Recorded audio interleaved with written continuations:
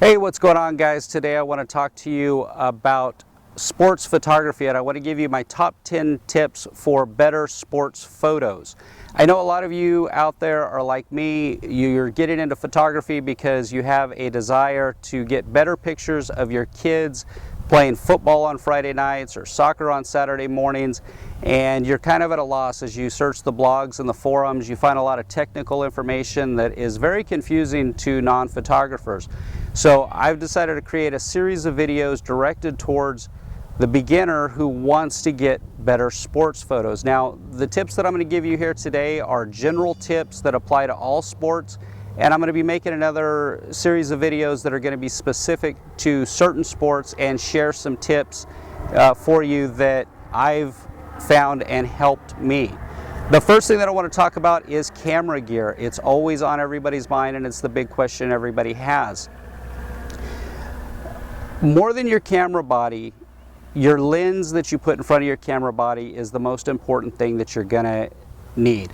Yes, having the more expensive camera body will give you better high ISO performance and better frames per second rate and things like that, but having a good piece of glass will allow you to get sharper images, faster focusing, and if you get the right lens, it's going to allow you a great deal of flexibility in shooting in low light. My standard recommendation for people wanting to get in sports photography is a 70 to 200 millimeter f2.8 lens. Now, Nikon and Canon make probably the best versions of this lens, but they are expensive.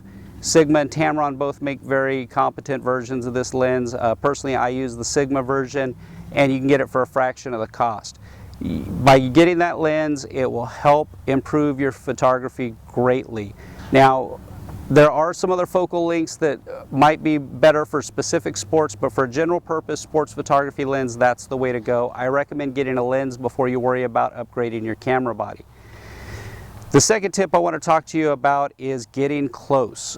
I take a lot of people out who have an interest in photography. I give them a camera, I'll take them to a game, and recently I've taken some people to some football games to shoot with me, and usually by halftime they come back to me with 500 images, a full memory card, and they say, "What do you think?" And I look through the images, and every single image is a shot of the entire football field, all 22 players, all 4 refs in every shot. And I ask them why they're zoomed all the way out, and they tell me, well, when I zoom in, it's difficult to track the players. They can't keep them in the frame, they lose sight of where the ball is, and it's a challenge. And it is a challenge, but if you can fill the frame with your subject, that's going to make the best shot. I'm not going to sit here and tell you any of these rules are hard and fast and definitive, and you have to do this every time. But for the most part, if you want to get a good sports photo, you need to fill the frame with your subject. A shot of the entire field is rarely going to be a powerful image. The third thing that I want to tell you has to do with the tracking of subjects, and that's to practice. Photography is not as easy as a lot of people think.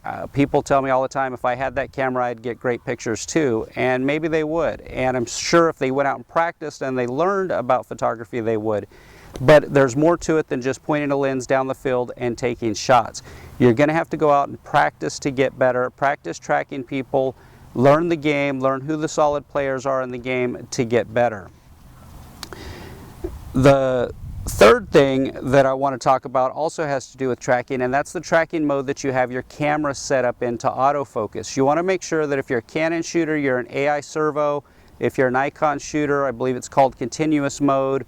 Whatever your camera maker calls it, make sure that you're set up to shoot in a continuous tracking mode.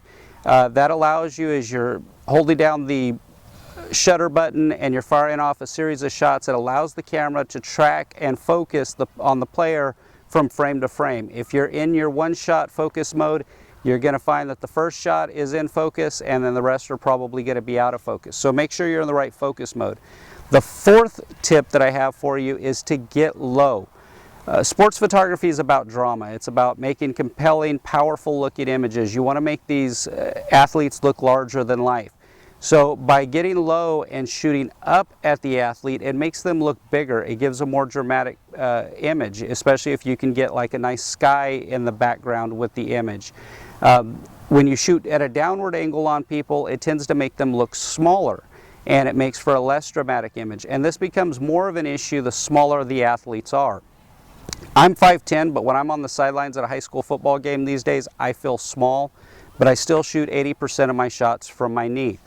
If you look at the sidelines of an NFL or NBA game, you'll see most of those photographers are down on a knee, and those athletes are just enormous. Sometimes I'll even lay all the way prone on the ground and shoot up, and it's called the heroic pose when you can get the athlete in the frame and their bodies projected up into the sky. It makes for a really nice, powerful image. The sixth thing I want to talk about are faces and balls. Get your mind out of the gutter. That is not a dirty expression. If the sport that you're photographing has a ball, make sure that the ball is in the image. Also, you want to make sure that the player's face is in the image. Again, I'm not saying that you can't get a good image where you've got a picture of a player's back or the ball's not in the picture, but 9 times out of 10 you're going to make a much more compelling image if you can get their face and the ball in the same shot. So try to make sure that you set yourself in a position that you're in front of the athlete so that you know which direction they're going and they're coming towards you so that you can get that shot. The seventh thing I want to talk about is capturing the emotion of a game.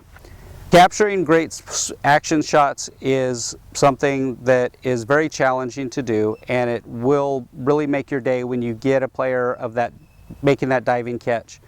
But to be honest with you, those images are actually pretty hard to come by. The more you shoot, the more often you'll get them, but it's just not a reality that you're going to get that super spectacular shot every game. People are going to step in your way, you're going to be out of focus, you're going to be out of position, whatever. But one of the things that you can capture in just about every game is the emotion, whether it's a player jumping up to celebrate a touchdown, a coach putting his arm around a player. And 9 times out of 10, those are the images that I have parents contact me wanting to buy, is that image where there's some kind of celebration or emotional moment going on, because those are kind of what defines the game and it tells a story. And that leads into the 8th tip that I have is don't chimp. Chimping is when you sit there after you take a shot and you want to see, did I get that picture of that tackle, and you go ooh, ooh, ooh, ooh, ooh, and you're looking to see if you got that picture. The problem with chimping is you tend to miss the emotion that happens after the play. Now I admit I do it all the time, but resist that temptation, because I can't tell you how many times that I've missed a celebration, or even where I've thought that a play was done, somebody was going to get thrown out, or a tackle was going to be made, and I started chimping to see the pictures that I had got, and I hear the crowd erupt, and I look up and the play completely went the opposite way and I ended up missing the shot. So resist the urge to chimp, and it'll hopefully allow you to capture some good emotional moments. The 9th thing I want to talk about is shooting in RAW versus JPEG. I'm not sure why this is still a debate, but for sports photography, I think it's absolutely essential that you shoot in RAW. Storage space is cheap. You can buy external hard drives very, very cheap these days, so there's really not a reason to say that you'd prefer to shoot in JPEG. RAW gives you a lot more flexibility, especially with sports photography. If you shoot on a bright sunny day, baseball players are going to have on hats. It's going to cause all kinds of exposure problems of trying to get the face properly exposed with everything else. You're going to end up with dark shadows, and shooting in RAW allows you to recover those shadows.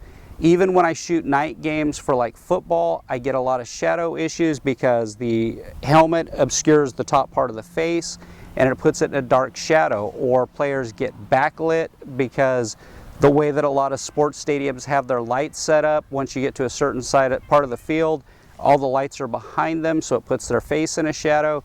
So shooting in RAW is essential to get good images. The last thing I want to talk to you about is shutter speed. Ideally, you want to keep your shutter speed as fast as you can when you shoot sports. 1/1000th of a second is a number that's thrown around a lot amongst the various bloggers and some of the well-known sports photographers. The reality is, if you're shooting high school or middle school sports, other than daytime events, if you're shooting at night or indoors, you'll probably never be able to reach that shutter speed. The facilities are simply too dark to be able to get that kind of shutter speed. Now, I'm going to tell you, you want to make sure you bump your ISO up as high as you have to get the shutter speed as fast as possible. I was out shooting at a game the other day and I had a gal ask me why all of her images were coming out blurry, and I looked and she was shooting at an ISO of 1600 for a nighttime football game, and her shutter speed dropped all the way down to 1/60th of a second, and I asked her why she was shooting at ISO 1600, and she said she took a class and the instructor told her never shoot with an ISO higher than 1600. Well, that's just ridiculous for sports photography. I would much rather have noise in my images and grain in my images than to have a blurry image. So bump your shutter speed up however high, or excuse me, bump your ISO up however high you need to achieve a fast enough shutter speed. The reality is, with a lot of sports, whenever I shoot high school, I'm usually in the 400 to 500 shutter speed range. That's pretty much the norm, especially with your older gyms. With your newer gyms, newer gyms and newer fields, you can get up to 640, maybe 800th of a second shutter speed, but that's about it. And now if you get into one of these newer cameras that just came out, like the 7D Mark II, you can bump that ISO up and you can reach the 1/1000th of a shutter speed. But for most of the people who are out shooting their kids, they're simply not going to have that kind of equipment. They're not going to have a professional camera that can handle an extremely high ISO. So don't be afraid to bump your ISO up. I hope you like this video. Please like, subscribe, and share. I'm going to be coming out with a whole series of videos dedicated to specific sports with tips to help you with each individual sport. So thanks. Have a great day.